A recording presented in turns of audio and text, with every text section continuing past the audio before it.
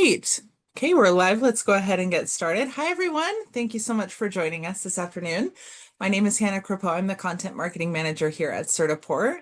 We're so happy to have everyone joining us for our 7th Certified Academy webinar of 2025. We've opened up the chat already, so please feel free to join us and let us know where you are teaching, where you're located, what courses you teach, so that we can all get to know each other a little bit better. You can also drop in questions for what you want our panelists to discuss today, so we can all have a lively, wonderful discussion and walk away with some wonderful action items for our classroom. The session is being recorded, so you'll receive a link to the full recording via email after our presentation has wrapped this afternoon. You're all, of course, currently on mute as a result of this recording, so if you have questions, just make sure to leverage that chat feature and we'll make sure to address those with our experts today. I did want to give a quick call out for our 3 sponsors for today's session: the Agri-Science and Technology Careers, the Health Science Careers, and the Hospitality and Culinary Arts Careers programs here at Certiport. These programs allow your students to certify their skills in growing fields, preparing them for careers in agriculture, healthcare, and hospitality industries. We'll have more information about these programs since they are new to our portfolio here at the end of our panel discussion today. So please stick around to learn a little bit more about those. And today we're going to be talking about how you can help your students pursue a career that they're passionate about. And we have some wonderful panelists who are here with us today. We have Matt Fritzius and Amanda Augustine, and hopefully a little bit later we'll have Karen Columbi joining us as well. But what I'm going to do right now is I'll go ahead and stop sharing so that we can see our panelists. All right, wonderful. So, oh, Karen's here with us. Wonderful. Okay.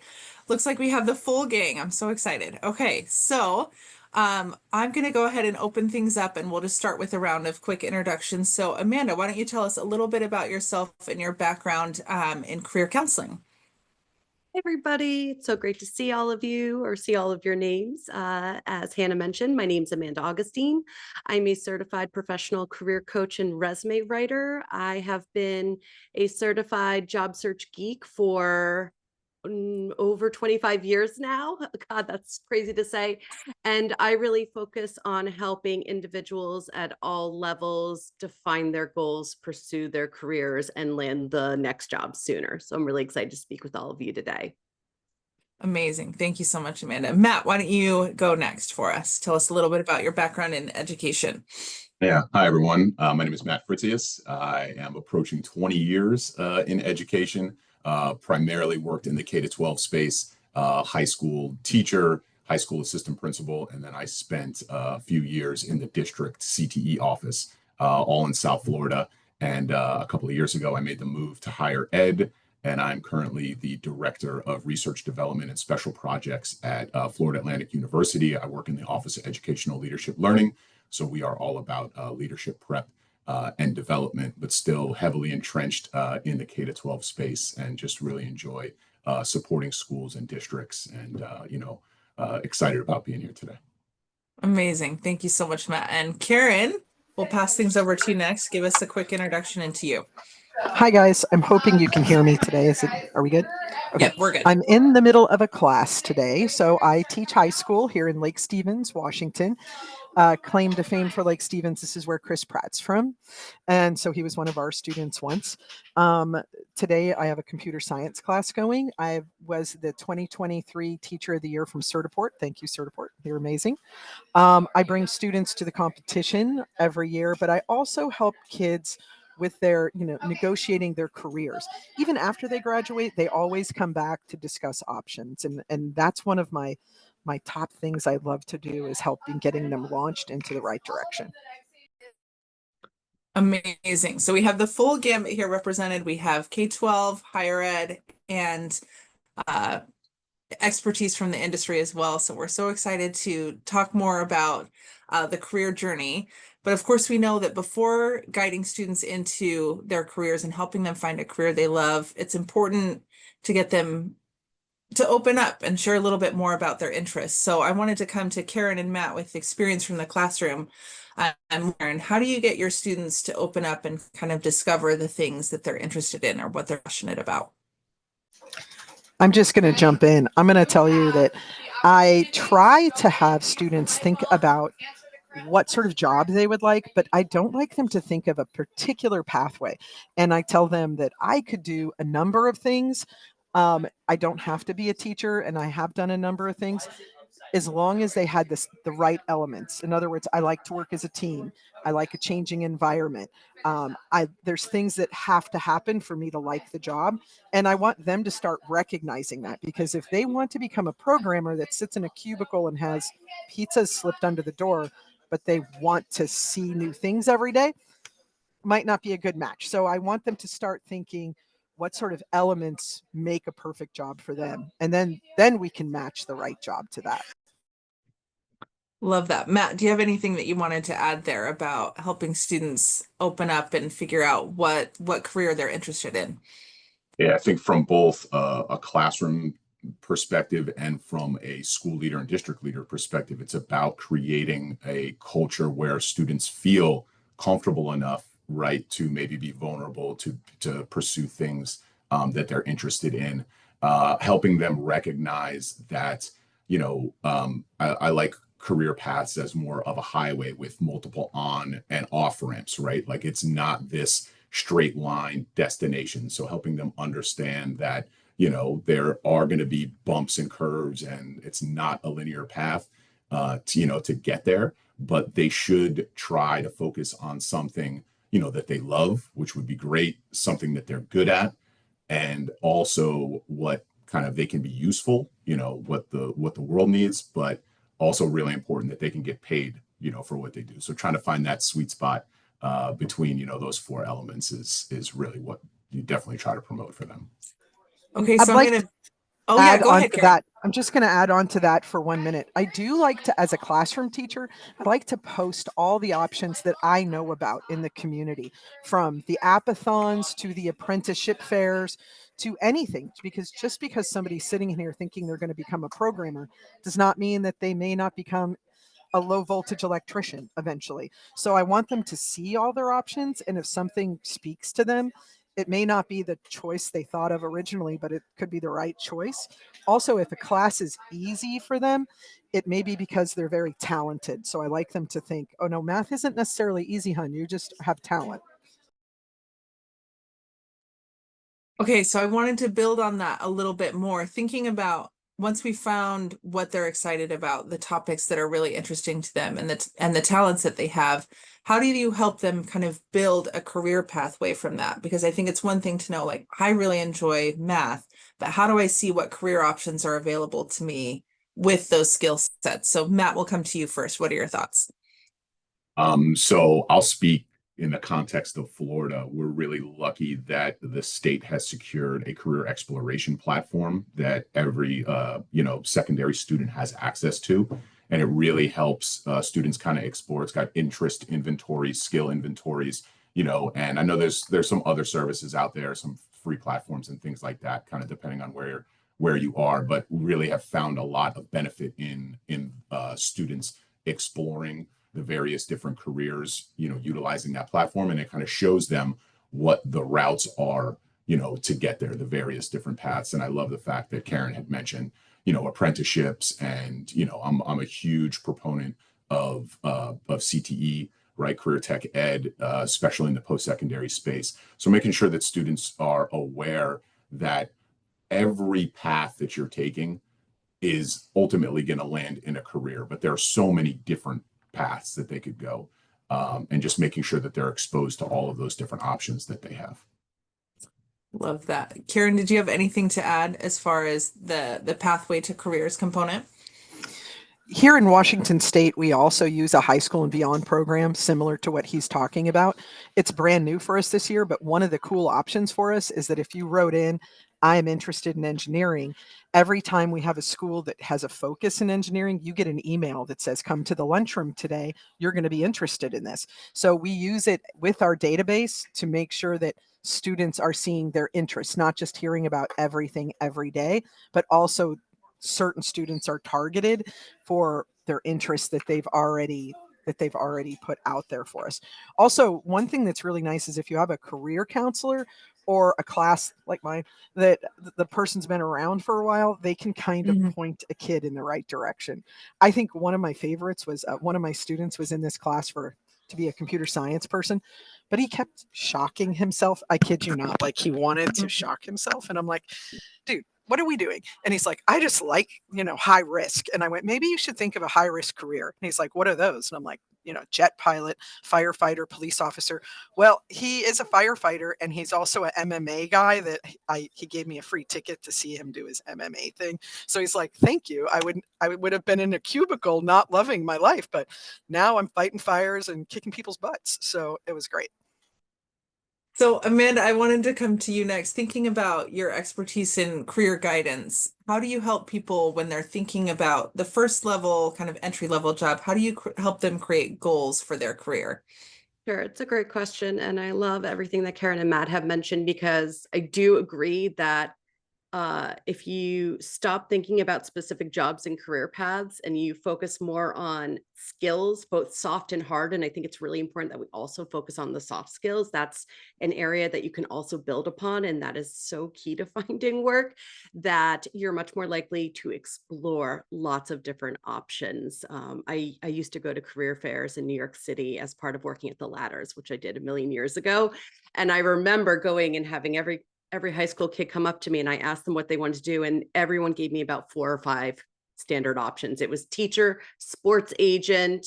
They were so specific and it blew my mind because it wasn't that long ago. And there are so many other options out there. So the more we can tap into what excites you and what are you naturally good at and naturally curious about, the more likely you are to create goals for yourself where you can explore.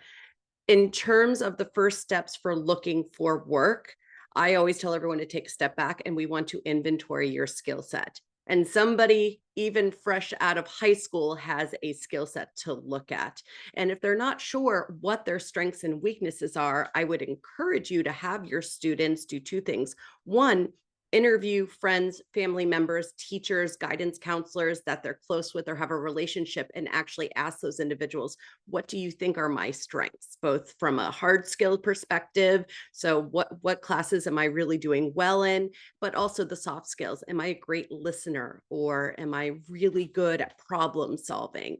Can I roll with the punches? Am I an active listener? Those sorts of things. But then when we're trying to identify what are potential career paths, my favorite exercise is informational interviews. And we say this to individuals at every level, no matter how old you are or how experienced you are. If you're looking to make a change or you're not sure what you want to do next, or you think you know, but you've never actually done it, go find individuals who actually have that type of role or have similar skills, and you perform an informational interview where you, the student, go and interview that individual and find out, how did you get into this? What skills played a big role in that? What were the type of titles that you typically target at the entry level? If you're going to hire someone, what are you looking for in that individual? Here's a little bit about me and what I've done so far. Here's the internship I had, or the apprenticeship, or the classes I've taken. Based on that, are there any obvious gaps in my experience or knowledge that I could be working on to make me a more attractive candidate? And can you introduce me to any of those resources or other individuals or courses or things you know about online or in the community that could help me learn more to make sure this is a path that I want to pursue? But also, if I decide it is, and I understand the good, the bad, and the ugly of that type of career path, what could I be doing now to prepare myself and make myself a more attractive candidate? It's so important now because even at the high school level, even at the teenage level, they can start building in those skills and creating what I call a brag book. That's one thing I'd have everybody start doing, even at the elementary level. Where's your brag book? Is it a composition notebook, a Google Doc, a Word document? But where are you once a quarter writing down, what am I great at? What have I done recently that made someone smile, or someone said I'm really good at that, or I received a compliment? If I was given a goal, maybe I work at a local restaurant and they asked me to train the new staff, or I got the best seating, the busiest section. You want to start writing all of that down, build your brag book, because when you're having a bad day, it's going to make you feel better about yourself. It's going to remind you of all the great things you have going. But even more important, as you start to get older, this becomes incredibly good fodder for networking, for interviewing, and for developing your resume and LinkedIn profile. There's I could so go on much there. forever. So you tell me. No, I was just going to say there's so much there that we could unpack, and we'll go into a lot more of that, I Yeah. think, shortly. But I wanted to go back, circling to the skills that we've talked about building, and I think leaning into those natural talents. A lot of that starts in the classroom and being able to cater to individual learning styles, but then also figure out ways to help students maybe learn skills that will help them move forward in their careers. So Matt and Karen, I wanted to come back to you thinking about these skills and really helping students find their passions. How do you help flip the classroom a little bit so that students are applying what you're teaching to their chosen career path? And I don't know, Karen, if you want to jump in first. So, in one of my classes, which is the majority of what I teach, we actually go through and we do all of these surveys, and they're on a website that's put out from the state. So it's things like a reality check. So maybe I think I'm going to drive a Lamborghini, but I don't want to go to college and I want to write poetry. It'll tell you this might not happen. So it kind of helps them have this reality check of, how do you think you're going to live? What county do you think you're going to live in? Because it even knows rents and things. And then one of my favorites is when the students want a particular career. Remember, Amanda said it best, where she said they come with like 6 careers in their head, and that's the only ones they sort of go through their Rolodex and think of. Kids always, one just did it the other day, said, I'm going to be a marine biologist. And I went, I hope you like to teach. And they're like, boy, you're a little mean, Mrs. Columbia. And I went, well, my friend is a marine biologist and he teaches at the University of Washington. And he said, unless you want to count fish, this is what you're going to be doing. They don't realize that's where the informational interview comes in. You don't realize that we have programs putting out hundreds of marine biologists, and you better bring something to the party, right? And I love it. If they like to teach and they can be a marine biologist, research. But if they don't like to teach, that's one of those things that nobody tells you when they put you in the program. So I want the kids to go look at it. And luckily for us, we have a database that shows how many people were hired for this job in our state last year. How much did they make? What's the outlook? So they know, oh, I'm going to be a nurse and they're hiring bazillions of them. I think I'm in the clear. Or I want this other job that pays nothing and they're actually hiring a negative number, meaning people will be laid off. Good for them to know. I like also that. like them to use the resources. Once they figure out those resources, they can use them forever because they're online and they're free for anybody in the state. Yeah, no, I think that that's amazing. Any thoughts that you want to add to that, Matt, about flipping the classroom and helping students kind of find a career path that works for them while also learning new skills in the classroom? Yeah, I think what Karen spoke to about the students understanding how to utilize those tools out there, about labor market projections and the reality of the job market and kind of what they're interested in and what the ultimate, prospects are out there is really, really valuable. I'll say that providing high quality work-based learning opportunities is a really, really excellent way for students to be able to apply what they learn, in the classrooms, in a real world employment setting. And so one of the things that I really emphasized when I was at the district CT level was the expansion of the number of work-based learning opportunities, but also the strengthening of the connection of those opportunities to the programs that the students were actively involved in. So it's not just, oh, I got some random summer job and I did whatever. It's, oh, I'm in a hospitality and tourism program, and I was an intern at this resort over the summer, and I was able to,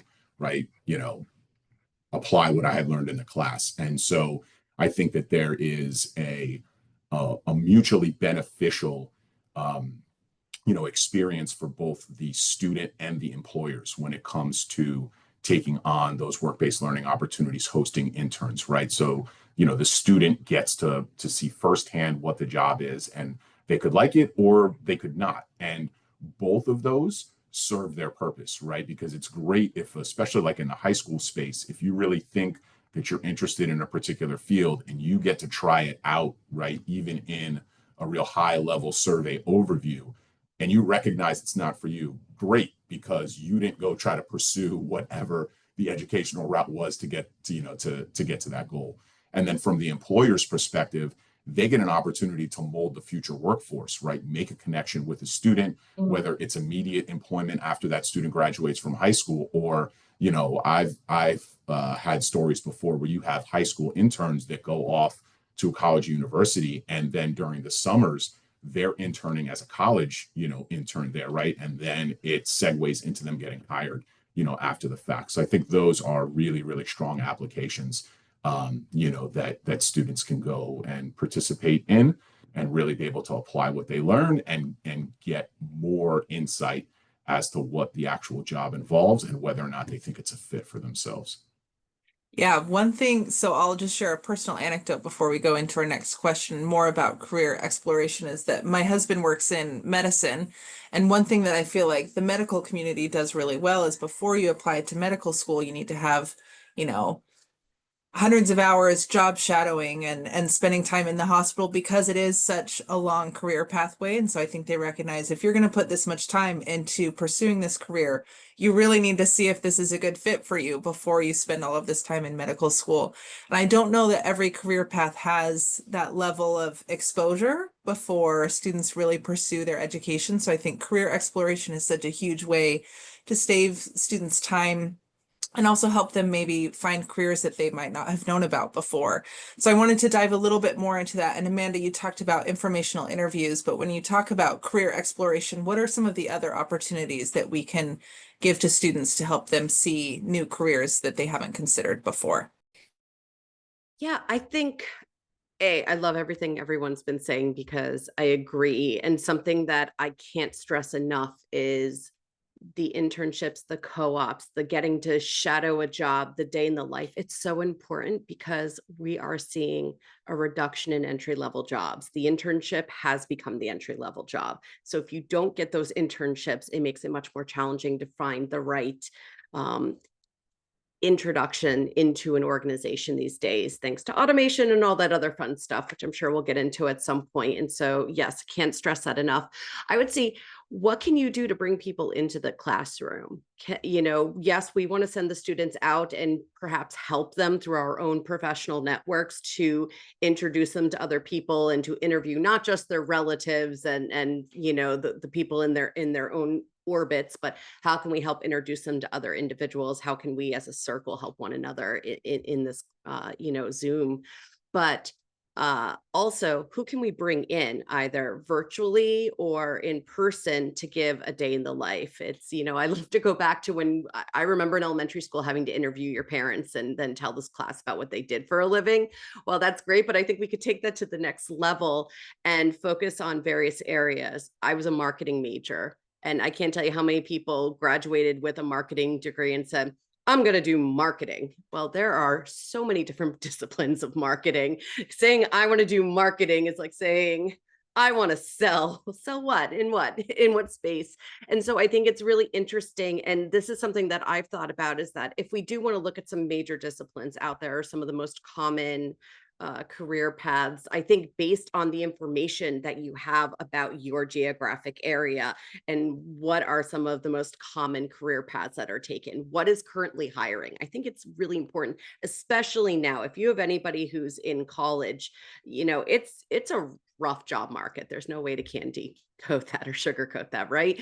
And so there's a lot of strategy involved in identifying what is a realistic goal today, even if that needs to be a bridge or a stepping stone job to the ultimate goal you have further down in your career. I love the idea of identifying some of those paths and then saying, okay, let's say marketing. Lots of people say marketing. Can we bring in 3 different people who are all using their marketing degree or their marketing experience in very different ways? Who are the marketing research people, the analytical people? Who are the ones who are doing it more in the advertising, let's tell the story? Who's doing it in email marketing, where it's a lot of coding, and it's how do those different skill sets intertwine to create roles? I think it's very important to try and open their eyes to there are some very general categories out there, but there are so many different directions you could go based on your expertise and based on the things that you really enjoy doing.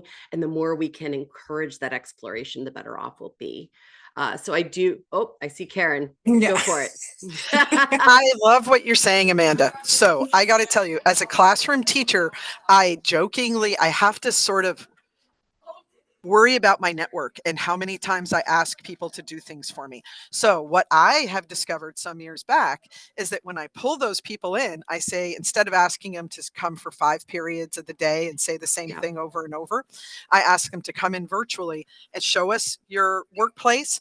And then may I record, and then I make a library for my students so I don't have to keep bringing them back. So I have a commercial artist for Trader Joe's. She does the labels. We've been using hers for years. And then she popped in and did a little update, and we just put it on that says she's a senior manager now.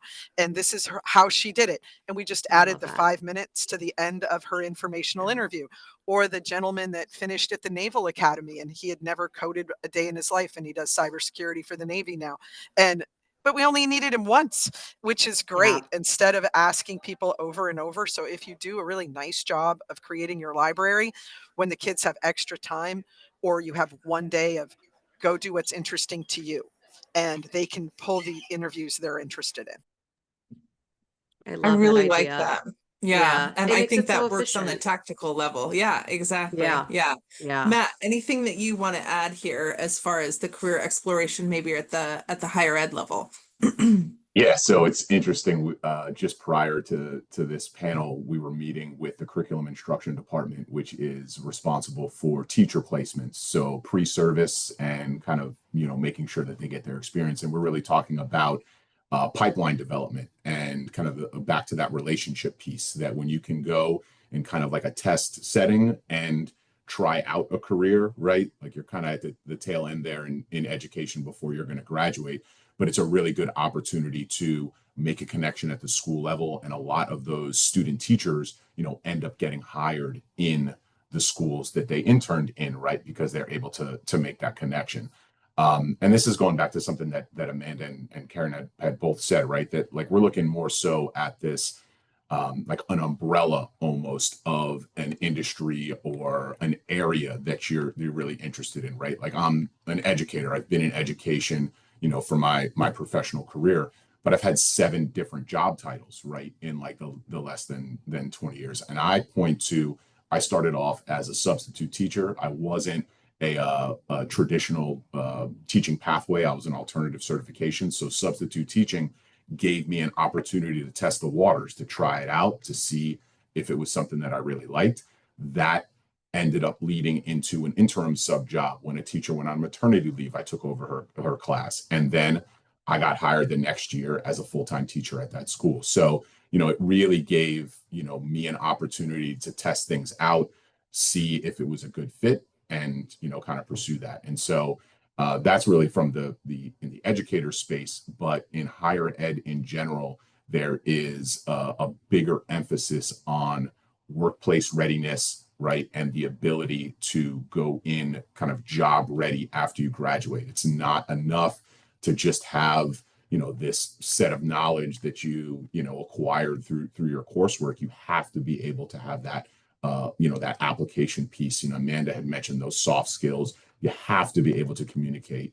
You have to be able to work, as a team. And so getting opportunities to intern, whatever it is in the higher ed space, really gives you a chance to showcase those abilities. I love that we've talked about opening these doors and the skills that are required for that, because the next piece that I wanted to talk about is that entry level job, right? We have students who are in the classroom today, but they need the skills to be able to tackle that kind of job hunt and land that entry level position. And that hurdle, as Amanda mentioned earlier, I think is so substantial in today's job market. It's really tough to get that first position. So thinking about tackling that first hurdle, Matt, we'll come to you to address this. How do you help students prepare kind of for the job hunt and for landing that first position? Yeah, so I think mock interviews are a really great way to test out, right? So it's different than just your, hey, I'm going to role play. Like if you actually get to sit down with someone from industry that's able to give you feedback about your responses, that really is going to help, prepare for, hey, you got to land this. They're going to see your resume right before that interview. So sometimes the interview is just a formality to make sure that you're a good fit, for their team, for that spot. So I think that is something that is really beneficial, is being able to conduct as many mock interviews as possible. Kind of before, I was thinking back to the brag book that Amanda had mentioned, right? Just about every interview is going to close with like, why are you the best fit for this role, or why should we pick you? And you can go to that brag book, right, that you have, kind of filed away in there, and talk about your various different skills and why you are the best fit for that role. I like that. And I think going back to my educational experience, I had a business writing teacher in college who had all of us come and do mock interviews, but she took it kind of a step above, and she recorded everyone doing their interview so that you could watch it back, which, ooh, just is so horrifying. Horrifying in a lot of ways, because you see a lot of your kind of physical and verbal tics, but I think so helpful to be able to see how you appear on camera and how you appear to the person sitting across from you as you go into these types of interviews. So I love that feedback, Matt. Amanda, any thoughts about the job hunt and tackling kind of that entry level position? So many thoughts, Hannah.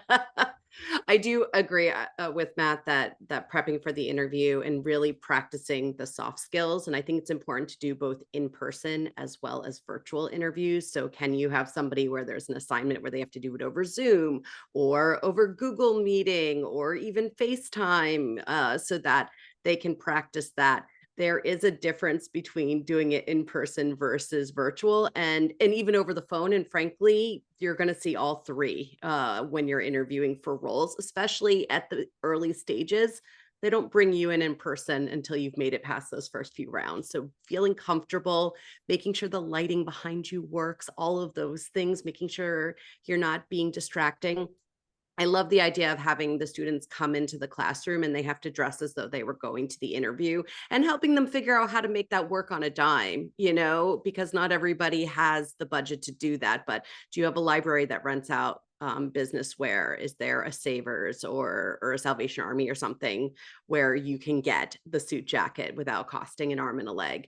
But putting that aside for a minute, if we're talking about how do you even get to that interview stage in the first place, I think we're talking about how do you present yourself on paper, online, and in person. And one thing that I keep coming back to is that you need to tell a consistent story about yourself. When you're searching for a job, you automatically become a marketer, and you are marketing the most valuable product you will ever market in your life. That's you, your talent, your potential. And you have to think about that. So your resume is not just a school transcript of everything you have done or could possibly do. It's a piece of marketing collateral. It is carefully curated to tell a story about the things you've done, and the things you've studied are all leading you towards applying for this type of role, and making sure that whatever you're saying on that resume is also what they're going to see on LinkedIn. That when they Google your name, which we know the vast majority of employers and recruiters are going to do, what is going to come up for you? And that's something that I think we really have to throw out there, especially in today's, day and age. I sound very old at the moment, but they're going to look for your name. And so I'd say even now, even in high school, Google your name as it would appear on your resume and LinkedIn profile. What is popping up for you? Do you need to add a middle initial to clarify and keep it all professional? Do you need to increase the security settings? But when we're talking about the resume, it is a very important piece, because it's that handshake. It's the first impression often when you're applying for a role. And so I think it's learning those skills early on, that we want to make sure that what stands out the most on your resume is your experience, your education, the skills, the value you bring to the table, not lots of pictures, not a million different colors. You don't want to, your design should never distract from what's most important. That's why we also don't want to put pictures on. We don't want to put your face on it because we don't want to open anyone up for potential discrimination. But two, your face should not be what sells you or gets you or is not going to land you a role. So it does not belong there. Make sure you're sticking with your name, your elevator pitch, your professional summary, your core skills, your work experience, starting with the most recent, going back. For those who have recently graduated or are still in school, that comes before your work experience. I will always say with resumes, there are some hard and fast rules in terms of what we do and don't do, but there's a lot of it, especially at that entry level, where we'll bend rules and change based on what do you have to sell. We always go back and say, what is the most important selling points you have? Is it that shiny brand new degree, or is it the internship you had? Well, that may reverse what I'm going to place first, because the top third of your resume is by far the most important. They spend less than 10 seconds reviewing a resume for that initial glance to decide, am I going to look at this for more time, or am I going to put it in the thanks but no thanks pile? So we need to catch their attention very quickly. And we also have to be aware that when you're submitting an application, the vast majority of the time it's going through some technology, the electronic or digital gatekeeper known as the applicant tracking system. And you have to make sure that it's formatted and optimized in a way so that it's compatible with those systems, so that you're not getting pushed out or not reviewed by a human because you used the wrong format or the wrong file type, or you didn't include the right keyword, even though you possess that skill. And I think that's a very important part of it, that there's so many little rules in there. So the more we can help students understand how to specifically construct their resumes to ensure that they are ATS compatible and telling the right story, given the role that they're applying for, the better off they'll be. Applying all of that marketing knowledge, there's SEO involved, there's all of these optimization techniques, right? To make it so And that we the even talk resume. about networking, which Yeah. is the most important. If you want to kind of bypass some of all that, you really want Yes. somebody to refer you to an organization, because it increases your Absolutely. chances of landing the job tenfold. Love that. Thank you so much, Amanda. Karen, do you have anything that you wanted to add to that as far as that entry level position and maybe prepping kind of at that younger stage? I do. And I teach ninth graders, but they return to me all through high school because I'm the robotics coach. So I see them throughout high school. And we forget that the kids today are different than the kids maybe 10 years ago, maybe even 5 years ago. So there's some simple things that have to happen. One is they can't read body language as well as you would hope they can read body language. So I actually bring in, during my employment unit, I bring in about 12 to 15 volunteers. And for about 2 weeks, we have small tables. And about every 10 minutes, they shift tables and they go to a different person. These people could be your mayor. We've had the mayor come in. We've had police officers. I had the Army come in. I've had Safeway managers. Everybody comes in and they tell them, this is what I need in an employee. This is what people's body language tells me. Let's talk about your elevator pitch. You just cornered me over here and you want a job. Give me your elevator pitch. And they're like, what's that? And getting a little confidence. A lot of kids don't, they feel like they're bragging on their resume. And I'm like, it's only bragging if you're lying. It's actually just sharing your accomplishments. And then it's super important that they start thinking today about all the things they're doing or not doing. So if they aren't very nice to their teachers in school, it's going to be very hard for them to develop these references down the road. So just their brand, and you'll talk on that later, just developing good characteristics, because employers will hire character and train skill. If you have no character, you're not going to get a job. I did want to add one thing that we do as a new, because I'm always changing my program. One thing I added based on a former student who gave this to me, and I'll try to figure out how to share it with you guys. He was working for a major corporation as an engineer, and interviewing with them. And before the interview, they said, here is a presentation requirement. And he had to come up with a 30-minute presentation of his skills. And that included, tell me how you execute rigorously. Tell me how you take ownership. So he had to build it in. And so he had to have PowerPoint skills. He had to have presentation skills to bring to his engineering skill. So we don't discount all the amazing things you're doing in your class to show them how to build these skills, where I'm actually taking this and flipping it to show me your skills you have as a ninth grader, and you're going to present your skills. If it's cooking, it's cooking. If it's dog grooming, it's dog grooming. I don't care, football, whatever it is. But they're going to start learning how to sell themselves in the presentations. I really like that. And I think that goes a long way to the meditative component, right? Of being able to think through what are the skills that I'm bringing to the table and how can I communicate those effectively. So lots of soft skills kind of embedded in that piece. And we've talked a lot about kind of tackling that first position in the job hunt and all of those types of things. But going back to some comments that have been made throughout and some comments I've seen in the chat is that I think the workforce of today, and to Karen's point, that even the students that are in the classroom, it's so different than the job hunt that we've had even in recent years. So how do we effectively prepare students to kind of tackle some of the barriers, thinking about, you know, trends with AI and automation and all of those kinds of things? So Karen, we'll come to you first since you have your hand raised. I am, being an older teacher, we'll just say that, seasoned. There are things that I'm noticing that the kids aren't necessarily doing, the newer kids. And every year I tell them, this is what I notice. So if you work on this, you will be head and shoulders above your peers. And isn't that where you want to be? Things like using a complete sentence, using a capital I, using a more formal language when you email, putting an email stamp into your email for a signature block that's responsible and respectful. Simple things that somehow we don't do that anymore. Somehow they don't read instructions anymore. So like one of the things I do is we do give certification tests, which is a read for detail type of test. If those kids can develop those skills and they can write in sentences and read for detail, you have no idea how much further along they are than most high schoolers, because most high schoolers stop by the second instruction and they're done. So if we can build that in, and it's not just high schoolers. I have a son that works for a major company here in Seattle. We won't say they build airplanes, but he says, boy, he's out there and they can't read the instructions, and he's inspection. So he's like, did you read that?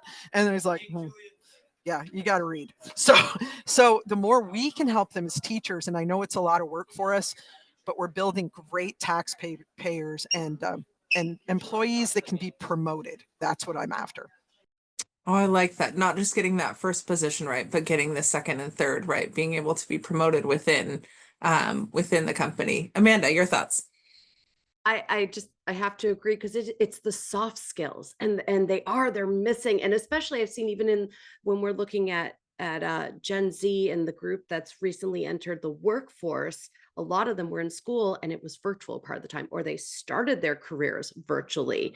And now that they're being beckoned back to the offices, these employers are having to put in business etiquette classes for their, I've seen it, I've heard it, where they're like, God, we have to teach these people how to behave, how to dress appropriately in a workplace, because they don't know how to do it. And guess what? Loungewear doesn't work when we're suddenly in person and there could be a client coming in or a prospective, vendor or something like that. And for many of us, I think that's common sense, but they didn't grow up with that as part of their career, their initial careers in education. And it's something that we have to instill in. And so I think there are, to your point for the listening, there were some games where if you play the mirror game, where you put students back to back and one describes something and the other one has to write it down and then come back and say, this is what I think you were talking about. So it forces them to get really attentive. Or if you're adventurous, and depending on the setup of your classroom, if you blindfold one individual and the rest of the class is having them navigate through the classroom or pick something up or that sort of thing, maybe use the gym. But it's again, it's the listening skills and the communication skills. How well can somebody be very descriptive? I'm sure you've seen the game where someone writes out the instructions to make a peanut butter sandwich and then you follow them. You get the idea. You can take it up a level and elevate it, but I think it is honing in on those types of skills, as well as the professional communication. And how do you write a proper email is so incredibly important, because it's lacking. We see it every day. Thank you so much for that, Amanda. Matt, any thoughts that you wanted to add, since you're kind of the bridge between industry and education? How's this Yeah, going? and so I love everything everybody's talking about. This is such a great conversation, and I like the practical applications and kind of the technical applications that both Amanda and Karen have spoken to, in this space. So AI is not going anywhere. You're going to have to understand how to utilize it, how to leverage it. But I'm also a firm believer is that like the human experience isn't going anywhere either. So what we're talking about how to actually be a listener, to communicate effectively, right, to work, as a team, those are what are going to ultimately set people apart from those who are just relying heavily on AI for everything. And it's happening in the higher ed space, right? Talking to professors about their utilization of it, the students' utilization of it. But what they're trying to stress is your ability to think, right, is going to be hindered if you're constantly using AI as a crutch. If you're using it as a tool, right, like all these, all the other, technological advancements that we've had, then it's great. Then it can kind of further your abilities and strengthen you, as an individual. But if you're relying just solely on it, and someone is asking you a question, you have to respond, and you're not able to put in your prompt, right? That's where the rubber meets the road. That's going to set you apart moving forward. And the job market, to Amanda's point, right, is competitive, and it's going to get even more competitive. And with the automation, there's going to be fewer and fewer kind of these higher level jobs. So you're going to have to make sure that you have the ability to start and accelerate, right, grow in that field, and land that next job, get promoted. I like that. We're thinking ahead, right? It's not just about landing that first job. It's about how to prepare students for a successful career, getting further down the road as well. And And we're I'll running. say, Oh, go sorry, ahead, Matt. just the last thing and this was something that like was stressed in my master's program, right, when I was a teacher and aspiring to be a school-based administrator, was that every day is a job interview. Like, you have no idea who you interact with on a daily basis and how those people are going to come back to influence what your opportunities are down the line. So making sure that students at all levels recognize that it's important to put your best foot forward on a daily basis, because you don't know what is going to develop over time with those relationships and that network that you establish. Perfect. I love that. And I wanted, we could talk about this for a really long time, and I've loved everything that's been shared, but I did want to just kind of boil it down for us now that we're running up to the end of our time, to get any final pieces of advice for our educators who are here with us, helping prepare students for their future career options. What's one thing that we can take away with us to apply in the classroom that will help our students be more successful? So Matt, we'll come back to you. Boy, one thing. I'll go back to, I guess it's the humanistic side, right? The human element of this whole thing, right? That understanding that you are promoting yourself as a person, as you're exploring a career, and ultimately, what you do, hopefully, this is like kind of me selfishly on the soapbox, right, is in service of other humans, and is helping our whole experience kind of moving forward. So, if you can bring that forward into the workplace, into your job hunt, into your career exploration, and as educators or as industry, if we can help, foster that, then I think it benefits everyone across the board. Absolutely. That's wonderful. Thank you so much, Matt. Amanda, final thoughts from you. Think I'd go back to two things I would encourage you to have all of your students doing is building their brag book, because it's a way for them to start learning how to articulate their value and inventory their skills and strengths and preferences and passions, because it's not just there to document your accomplishments and contributions, but it's also an opportunity to start writing down and inventorying what are you great at and what are you enjoying, because those first few years of your career should be a time of exploration. And I think we should also very much remind students that each career is just a chapter, and there could be many different chapters. And to Matt's point at the beginning, that it can take a lot of different paths throughout. And so that's something to keep in mind, because you can keep bridging from one career path to another. So don't assume you're stuck and locked in one path for the rest of your life. I can't think of a better woman to represent that than Karen, with all of her different careers that she has under under her belt. And I wish we could have read her bio to showcase that. But Karen, we'll come to you last. Any final pieces of advice that you wanted to share? So what she was saying is that you're going to your career will take a lot of twists and turns. The one consistent part about your career is you. You are the brand. So if you're the brand, you better be. I actually have Campbell's soup back here for lunch and I show the kids. You want people to recognize your brand. Is your brand worth recognizing right now? I could potentially be their only CTE class in high school. So I tell them, practice for 58 minutes a day, being honest, being helpful. And we actually have a professionalism worksheet. Like, practice these physically, fake it till you make it, because that will become your characteristics. And I go, if you have those characteristics, I don't care what job that you're trying for, it will shine through. And when Matt calls one of my coworkers to ask about me, they're going to be like, oh yeah, you're going to want Karen because of this, this, and this. Maybe I don't even know Matt's job. I don't even know how to do his job, but he's like, I'm going to take a chance on her because she's a go-getter and she's doing all the right things. Build that up, and they can do it right now, but they need to put in the work. So, but as long as and they want to, trust me, they're all out there and they want to do something for themselves with their brag books and their career paths. But first they have to start with basic character. Love that. Thank you so much, Karen. And thank you, Matt and Amanda, for all of the advice that you've shared. And I see that we have active conversations going back and forth in the chat, and I'm not going to interrupt those. But I just wanted to give us a couple minutes here at the end of our session today to learn more about these new certifications. So we have Nicole McDonald here with us from our Certiport marketing team. And Nicole, let me pull up your slides so that we can dive into these just a little bit more. So we'll start here at the beginning, and I'll let you take things from here for us, Nicole.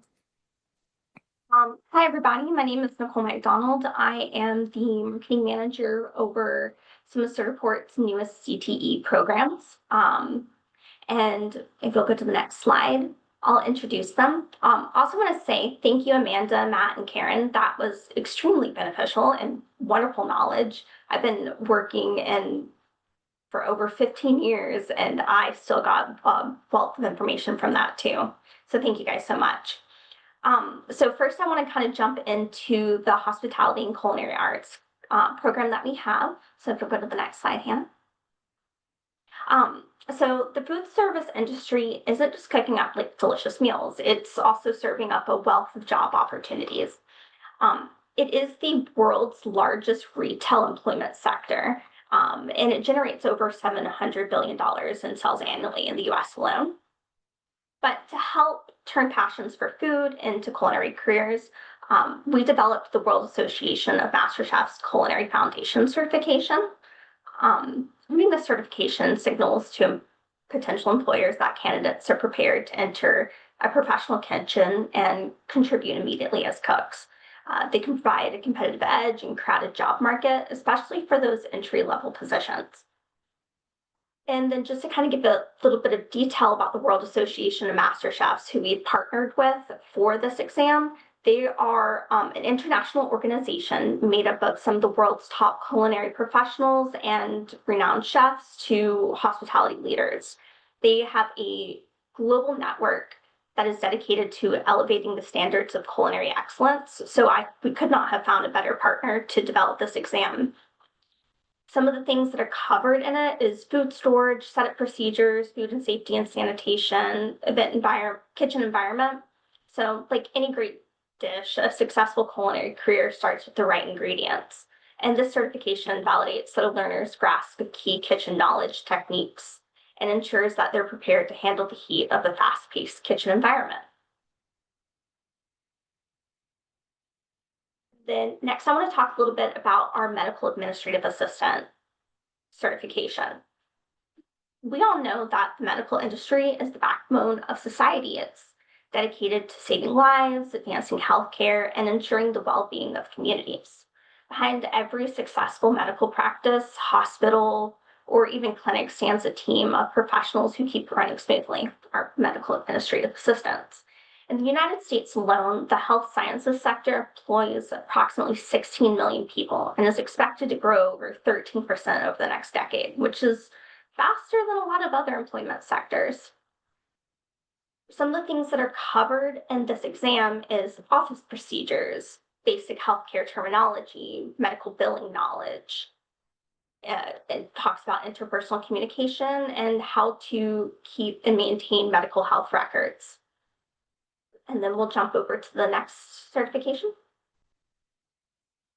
So we all know that in today's world, agriculture is so much more than farming. It's an evolving, technology-driven industry that's shaping food security, sustainability, and global economies. Agriculture, food, and related industries contribute over 1.5 trillion to the US GDP, with farming alone accounting for over 203 billion in the US. As demand for skilled workers in agriculture and food production grows, learners need a strong foundation to seize those opportunities. That's where the AgriScience Foundation certification comes in. It provides candidates with industry recognized validation of their knowledge in precision agriculture, environmental science, food production, and sustainability. Some of the things that are covered in the program is the health of the agriculture system. So understanding soil health, water cycles, and sustainable farming, workplace safety and procedures, animal science, plant science, and food safety. This certification ensures that students develop real-world industry-relevant skills while preparing them for a variety of agri-science and technology careers.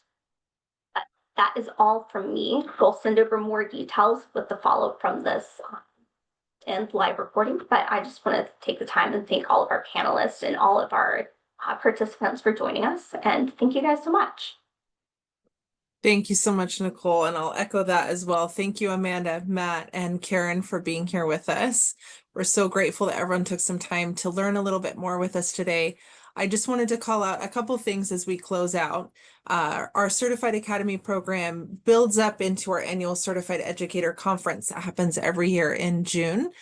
So we'll be sending out information where you can get a little bit more details about what's going to be happening in 2026, which will be taking place in Nashville, Tennessee. So we hope all of you will be able to join us there.